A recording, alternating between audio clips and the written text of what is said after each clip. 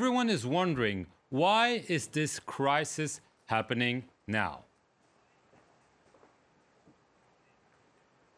I think to start with, this is a crisis that's been in the making for many years. For many years in the region, we have seen duplicitous Qatari practices and policies undermine regional stability and regional peace.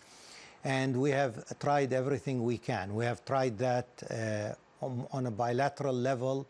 We have tried it multilaterally, collectively. And at the core of it is Qatar's support for extremism and terrorism in the region. And this is a problem, and we've had a problem earlier in 2014, where we arrived at a settlement with Qatar over the same accusations. And Qatar agreed to a settlement and confirmed its agreement through the Emir of Qatar, but has not stuck to the terms of the agreement.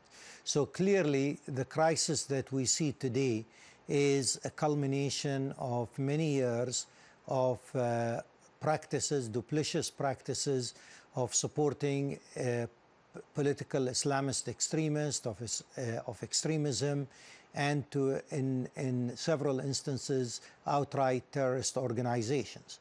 This is where we are currently. You're mentioning outright terrorist organizations. Do you have clear-cut evidence that Qatar is supporting, funding groups? There's been talk of al-Nusra, the Syrian al-Qaeda branch, or other places. Do you have concrete, hard evidence that this is indeed what Qatar has been doing? Well, we have the catalog of evidence is quite overwhelming, to be honest. I mean, you mentioned al-Nusra, and al-Nusra is one example. In the latest ransom exchange, according to the Financial Times, about $1 billion was paid to various terrorist organizations in Iraq and in Syria. Clearly, various affiliated groups to Al-Qaeda in Libya are being supported by Qatar. Qatari fingerprints are also all over support for organizations such as Al-Shabaab in Somalia and in organizations in Mali. The fingerprints are all over the place, but I think it is extremely important also to mention that there are several individuals today who are currently in Qatar roaming free with clear links. They are under US sanctions. They are under UN sanctions. People like Khalifa Mohammed al-Sabi'i, who was involved with the original Khalid Sheikh Mohammed of 9/11 terror attack. And he is still roaming free, although he has clearly been sanctioned by the United States and the UN.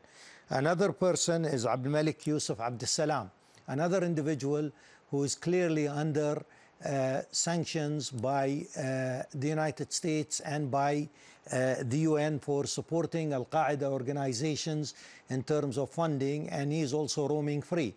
We have another case of Abdurrahman al-Naimi, who established what is supposedly a human rights organization under the name of Al-Karama, and clearly he's also sanctioned by the US for supporting Al-Qaeda. We have the Ben Eid charity organization, which has been a conduit, and the list goes on and on and on. So the evidence is overwhelming, truly overwhelming. And I would say also the breadth of support of extremism and terrorism from country to country is such an extensive breadth of support, where the nation states hydrocarbon excessive funds have been used to support all these. So the evidence, I think, is overwhelming.